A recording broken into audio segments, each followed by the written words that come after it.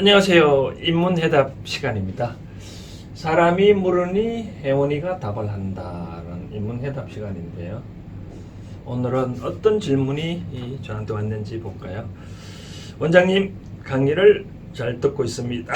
요즘 어떤 사람은 말법의 시대가 라고 얘기를 하는데 정말 말법의 시대인가요? 라고 질문이 왔네요. 말법 시대. 이 말법 시대라는 말이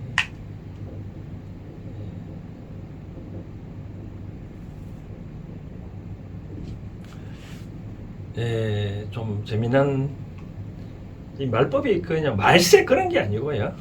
말이 곧 내가 한 말이 곧 법인 시대다. 즉 내가 말한 대로 꼭 이루어진다라고 그런 얘기를 하는 것을 좀 말법 시대인데, 좀 재미난 거는 최근에 기사를 보니까 이런 기사 있더라고요.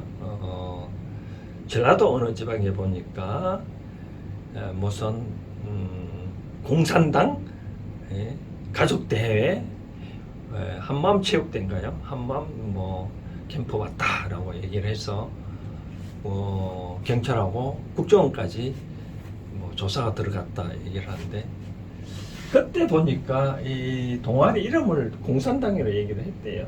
왜 그러냐면 회장이 하는 말이 곧 법이다, 무조건 따라야 된다 라고 해서 뭐 우스갯소리로 이런 플랜카드를 제시를 했다고 얘기를 하는데, 좀 그렇습니다. 저는 이제 이렇게 생각이, 말법 시대 꼭 내가 말한 대로 이루어진다 라고 생각을 하면 과연 그것이 말이 맞는 이야기일까요? 예를 들어서 이 앞에 자연이 있다. 예를 들어서 강이 흘러간다. 야, 강물아 멈춰라. 그러면 그 강물이 멈출까요? 물론 과거에 뭐 성경에 뭐 모세 기적인가요? 바다를 갈라져라 해서 뭐 바다를 그건 하나의 뭐 전설 따라 삼천리 이야기겠죠, 그렇죠? 저는 이제 이런 이야기를 하는데, 말은 사람이 하는 것은, 이 하는 말은 무궁한 힘이 있다라고 얘기를 하는 거죠. 이 말이 힘이 있다고 하더라도 자연에서 그걸 어떻게 하는 게 아니라, 저는 말씀드렸는데 현재 우리가 사는 세계를 3차원 세계거든요. 3차원 세계고, 우리가 이제 다음 세계에 가는 걸 4차원 세계라 얘기를 합니다. 그래서 우리가 특히 한민족은 3, 4차원이 항상 공존해 있다라고 말씀을 드리고 싶은 거죠. 그래서 물론 우리 집 옆집에도 무녀, 그렇죠? 무녀라는 표현을 써서 기분 나쁜지는 모르겠지만, 하여튼 그런 일을 하시는 분이 저한테 사무실 와서 보면 얘기 들으면, 어느 날 집에 나가려고 하니까 어떤 신이 나한테 이제 빨리 시키면서 물을 담아서 상을 차리고 그렇게 해라 얘기를 했대. 이제 신을 받아라 얘기를 했대요. 그러자 이제 옆집에 사는 누나는, 나는 신을 안 받는다. 단지 너가 세 가지 조건 줄 때 우리 자식들한테 피해를 끼치지 말라 뭐 등등 그런 얘기를 하니까 좋다. 그래서 이제 내가 신을 받게 됐다라고 얘기를 하는데, 이때 바로 현재 그 집 누나는 3차원 세계고 신들의 세계는 4차원 세계거든요. 우리가 말이인 법인 시대는 곧 우리가 신들의 세계에 대해서 영향을 미치는 것이다 라고 말씀을 드리고 싶은 거죠. 신들의 세계는 이제 왜 그런 얘기를 하냐면, 우리가 뭐 제사 지낼 때 보면 그런 거 있잖아요. 유세차 몰메시, 그리고 효자 누구가 감히 말을 구한다. 그리고 병고초사 부군신이 이제 하면은 더 설명을 드는데 편고쳐서 현자는 나타나라는 뜻이거든. 고자는 부모를 뜻이거든요. 아버지는 편고처사. 처사는 신분을 뜻거든요. 또는 학생이라 쓰고. 그다음 부군. 부군이란 말은 이 부모의 이름을 통상 이제 귀신 신도 여러 가지 있으니까 뭐 부모 이름을 함부로 쓸 수 없잖아요. 그렇죠? 그래서 부군이라는 말을 쓰고 그다음 이제 이렇게 신이란 신의 위치가 있다. 자리 잡아라. 또 서로 이제 우리 집합판 붙이잖아요. 그렇죠?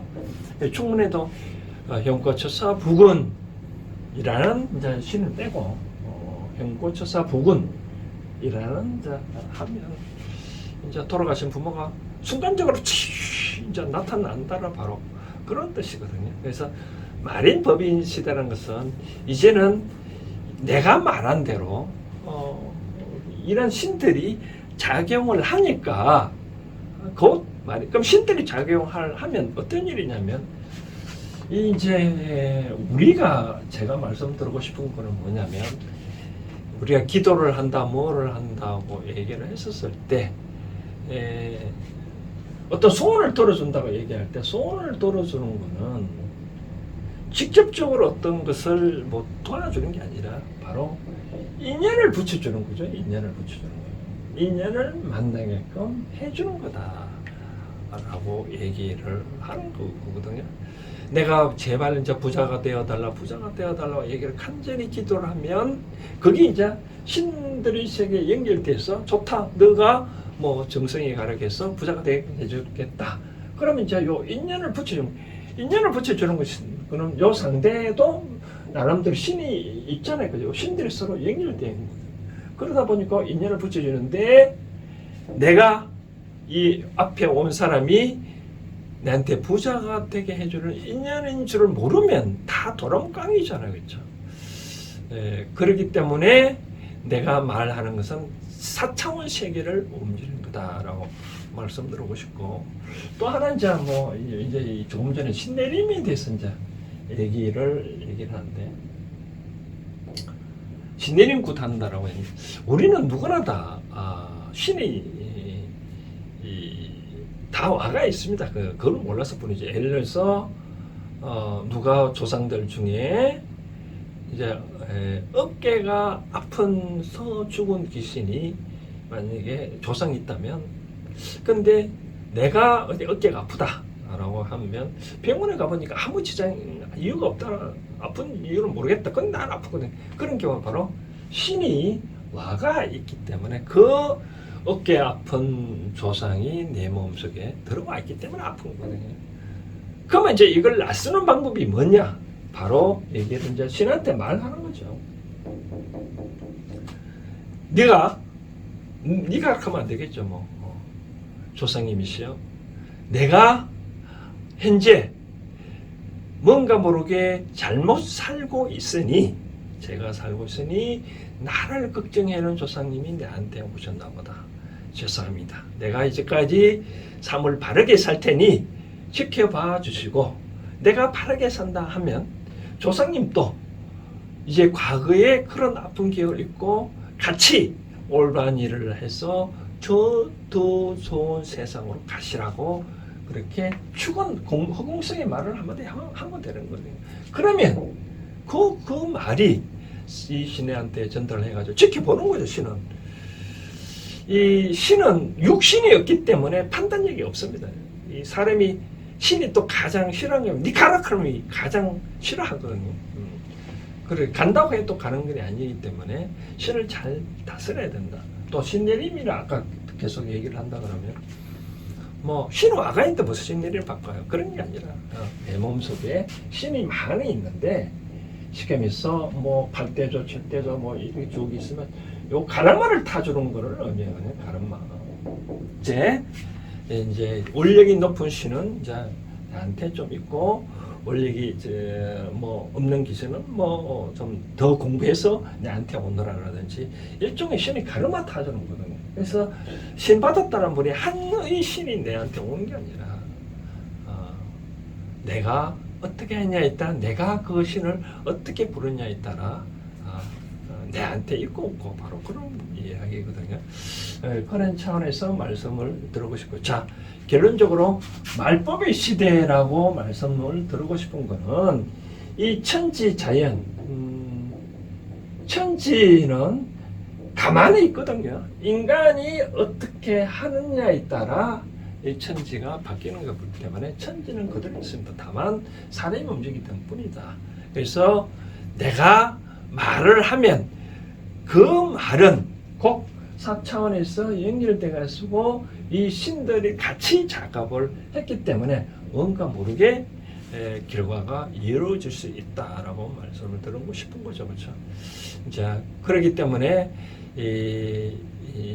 만약에 여러분들도 그렇게 하면 된다. 만약에 뭐 나는 쉽게 말해서 열심히 열심히 하고 있는데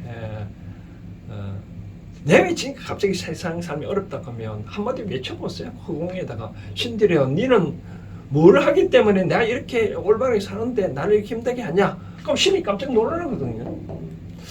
그래서 그러면 그런 거 여기는 이제 열심히 살펴보겠죠. 그러면 말 그대로 이제 열심히 한다 그러면 좋은 인연을 보내줘가지고 잘 살게 해줄 수 있는 거죠, 그렇죠? 그렇기 때문에 항상 제가 말씀을 드리고 싶은 것은 말은 무궁무궁한 힘이 있으니까 꼭 말인 법인 시대다. 말이 꼭 법인 시대라고 여기고 자연 현상은 바꿀 수는 없지만 내가 하고자 하는 말. 우리가 그런 말이 있잖아요. 과거에 보면 이런 경우가 있다. 우리 어머님 말을 하나 하면 우리 내 여동생이 회를 참 많이 좋아를 했거든요. 저보다도 어머님이 시장에 가서 회를 좀 사오면 꼭 해무침을 해서 식구들 마음 먹는데 저는 비위가 약해서 그런지 많이 못 먹겠더라고요. 그냥 조금 먹다 보니까 동생은 잘 먹다 보니까 무슨 말을 했냐면 너는 나중에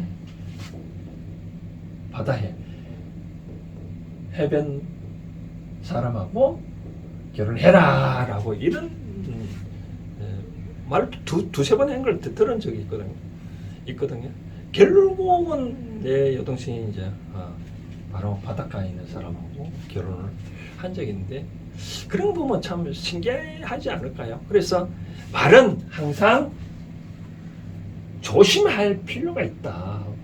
말은 무궁무한 힘이 있으니 함부로 말하지 말라라고 하거든요.